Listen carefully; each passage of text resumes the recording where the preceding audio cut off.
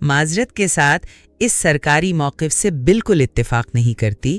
میرا ماننا یہ ہے کہ یہ کارروائی قانونی تقاضوں اور جو بنیادی انسانی حقوق ہیں ان کی سنگین خلاف ورزی تھی۔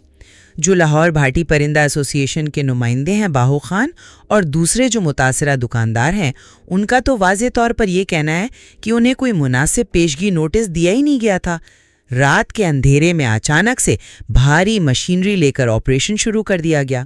انہیں اپنے قیمتی پرندے، جن میں کئی تو بہت نایاب اور مہنگے تھے، اور دوسرا سامان وہ نکالنے کا موقع ہی نہیں ملا۔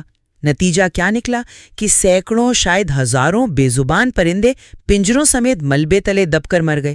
یہ صرف آپ دیکھیں مالی نقصان نہیں ہے، یہ جانوروں پر کھلا ظلم ہے۔